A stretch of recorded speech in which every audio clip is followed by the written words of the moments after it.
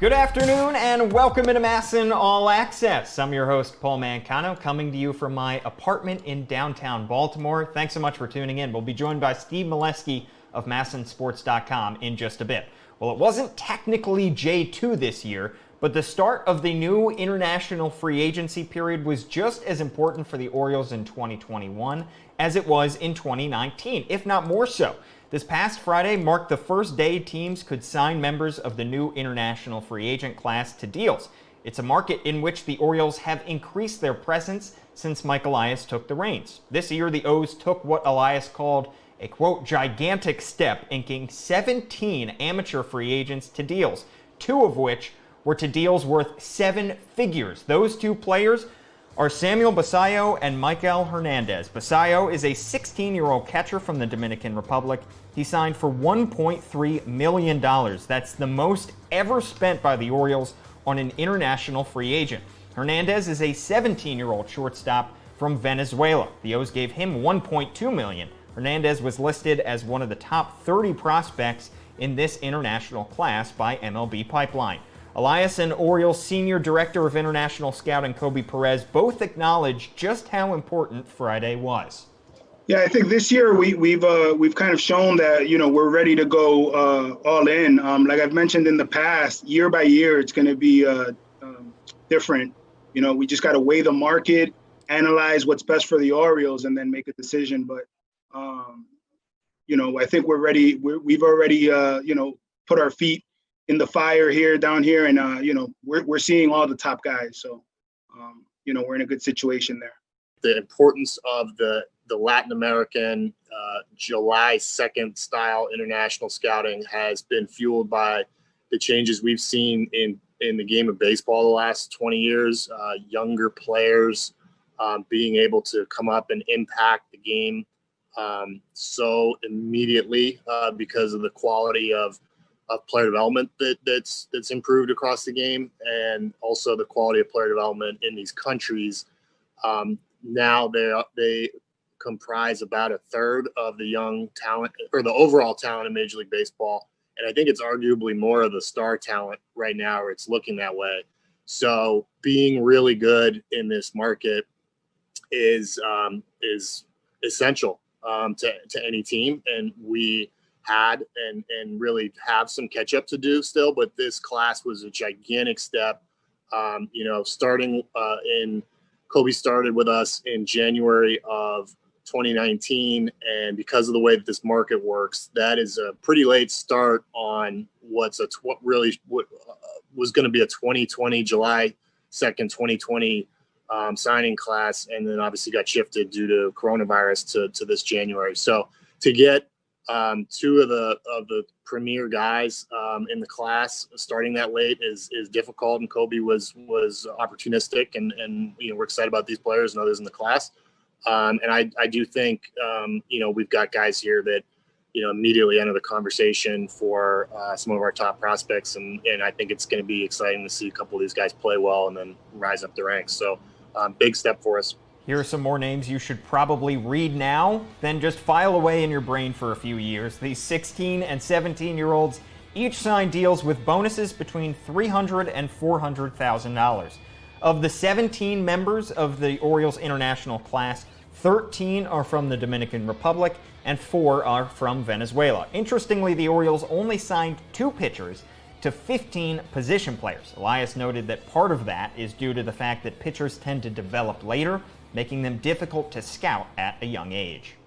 Now we're joined on MASN All Access by Steve Melewski of MASNsports.com. Steve, thanks so much for hopping on.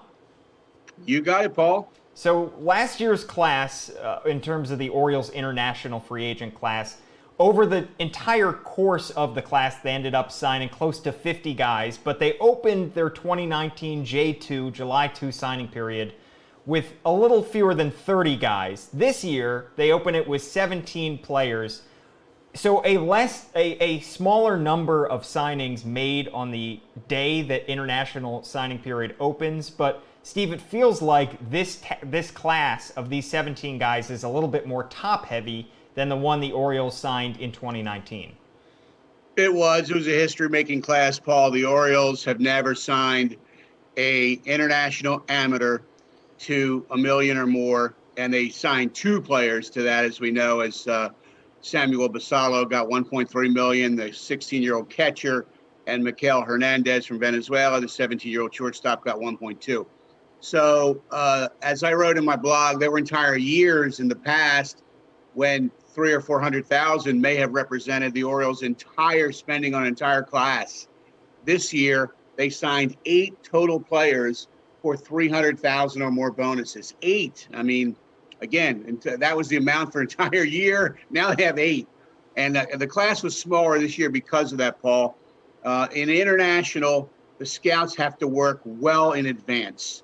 They moved the signing period because of the pandemic from July 2 to obviously this year was January 15th.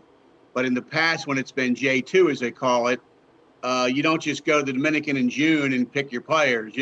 You have to develop relationships and scout and learn about them a year or 2 or 3 in advance. That means these kids might be 14 when you're first making contacts with them. But if you want to get the best players, this is the game you have to play. So the Orioles have a great 1-2 punch because Mike Elias has worked in international throughout his career, has contacts there, has vast knowledge, and Kobe Perez, same deal. So it's almost like having 2 international scouting gurus, and then they bring their staff into the mix, and all of a sudden, the Orioles are a player in Latin America. Yeah, how much do you think Kobe Perez helps the Orioles in that way, considering he was already well-versed in the Latin American market going back to his days with the Indians and Phillies before he even came to the Orioles? And something he mentioned in the press conference the other day was that some of these players were being scouted before he even joined Mike Elias's staff. Do you feel like Kobe Perez really adds some pedigree to the Orioles scouting department when it comes to Latin America? No question. That's true. And as he said, some of these players were on his radar when he wasn't even working for the Orioles. And again, that's how far in advance they have to work. I mean, the Orioles already know guys they probably would like to sign for a year from now or 2 years from now. They have a list. I mean, they're already working ahead. It's like college basketball recruiting. Again, you don't go out and start watching these kids 2 weeks before signing day. In some cases, 2 or 3 years before signing day. So this is similar to that. And the rules are different in Dominican. You can get a kid at 16. In the United States, if you're drafted, you cannot be drafted until your high school class has graduated. So you can't be drafted at 16 in the U.S. This is just the rules of the game, the rules of these nations. This is how it works in the sport. So for years, the Orioles, as we know, did not do enough internationally. Now they pledged to do a lot internationally. And signing $2 million players doesn't guarantee they're going to be stars. But again, when you start, it's quantity to get quality, Paul. You got to get a bunch of these young players, and you're going to hit on a few. And the more you sign that look like they can be really good, obviously your chances are going up. Yeah, it's the same philosophy as to why Mike Elias has made sure to acquire somebody in the Dominican Summer League in a lot of the trades that he's made, where he might be taking a prospect that's already in the minor league system, but he makes sure that some Dominican Summer League players are thrown in just to get that kind of quantity. But you mentioned the age of some of these players, and obviously 16 and 17-year-old kids are still several away from the years away from the big leagues, and probably even a few years away from the minor leagues. But in some cases, Steve, it feels like some international free agents are able to peak earlier than some guys who might be drafted out of high school or especially college. And simply because of the math. The Nationals signed Juan Soto at 16. At 19, he's a middle of the order hitter, MVP candidate. So you almost would never draft a high school kid at 18 out of Florida or somewhere.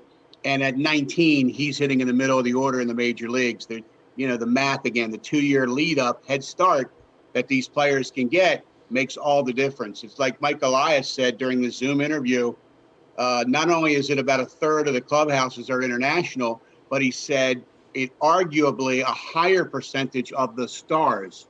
And, Manny Machado was in the big leagues at 19, but that was out of necessity. The Orioles called him up from Bowie. He wasn't a star yet. He wasn't Manny who got all that money. But Juan Soto was a star at 19. Ronald Acuna is a star at that age. Vladimir Guerrero Jr. might be going on his way to becoming that. Wander Franco, an international player, is the #1 prospect in baseball. So it goes on and on and on. There's just too much evidence that's saying that if you neglect international, man, you're going to have a hard time, because the Yankees and the Red Sox have beaten the Orioles for years with Gleyber Torres, an international player hitting 10 home runs every summer in Baltimore. And, at some point, an Oriole fan's going to have to say, well, our team needs to get those players. And so now they are. And a lot of the names of those star-level players who were signed as international free agents that you just mentioned, I think all of them were position players. And interestingly, when you look at the Orioles international class, the first 17 guys signed, only 2 pitchers were included in that class. The bulk of the players were position players. Why do you think the Orioles were especially keen on going after catchers, shortstops, and more position players over pitchers? I think there's a lot of reasons here, and I'll try not to talk for the next 20 minutes explaining it, but let's start with their first signing class. They got in late, July 2, 2019, when Elias and Kobe Perez signed 27, eventually a class of 44. They got a late start, so most of the highly ranked, highly touted players were taken. But as international scouts have explained to me, pitchers can peak a little later. A kid on his 16th birthday and a kid at 16 years, 10 months may be very different with his velocity. He may have grown a little bit. So I think the Orioles played into that with, again, not having the top players were all spoken for, so they couldn't get $1 million guys. So they got the best of the rest, and they took a lot of pitchers who maybe went unsigned in that initial July 2, but by the fall, their velocity increased a little bit. Maybe their strength was better, and so they were a little bit late bloomers. So then I think this class helped react to that a little bit. So many pitchers last class, I believe, was 24 of 44. So far, just 2 of 17. But also I've heard international people say there seems to be there's total uncertainty on all these guys, Paul. They're 16. We don't know what they're going to be like at 20. Neither do the teams. But there seems to be more certainty with position players. They just feel they get a better handle on guys. And look at the stars we just named, Acuna, Soto, Vlad, Guerrero. We named position players. So maybe that plays into it too. Absolutely. Well, we wish we could have you on for an hour or two, Steve, because you are very knowledgeable in terms of the international free agent market. And of course, be sure to check out all of Steve's work on MASNsports.com, because he has more in-depth information about all of these players that the Orioles have added. And of course, this is just the beginning of the international free agency period, because the Orioles can still add guys as the period continues. So Steve, thanks so much for hopping on. We really appreciate your time. You got it, Paul, anytime.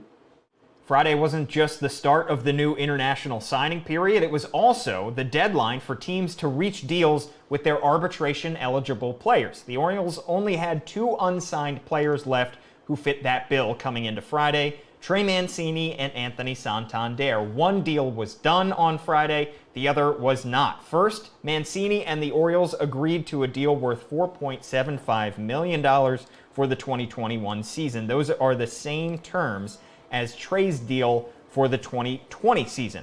Meanwhile, Anthony Santander and the Orioles will head to arbitration. Mike Elias said the O's have a file-and-go policy, meaning that there likely won't be any more negotiations leading up to the arbitration hearing. A few other bits of news to get to here. Let's start with Brandon Klein, the Orioles reliever who called it a career last week. Great story. He was a former second-round pick who made his big league debut in 2019. He posted a .548 ERA in 37 career relief appearances in the big leagues, but the Frederick native overcame significant injuries in his career just to make it to the bigs, and we wish him the best in retirement. Well, another member of the Orioles' 2020 pitching staff is returning. Thomas Eshelman agreed to return to the Orioles on a minor league deal. Remember, Eshelman had initially elected free agency back in December after clearing waivers. He sported a sub-4 ERA, bouncing between the bullpen and the rotation in 2020. So he is back in the fold for the O's. Well, that just about does it for our show today, but we can't forget to remind you about the MASN All Access podcast. We have another episode coming out tomorrow. Myself and Brendan Mortensen will recap the results of the All Camden Yards draft. Not going to want to miss that. We'll also delve deeper into this international free agency period and what it could mean for the O's going forward. That's it for our show today. Thanks to Brendan Mortensen and Hannah Broder behind the scenes. I'm Paul Mancano. Thanks to you for tuning in. We'll see you on the podcast tomorrow.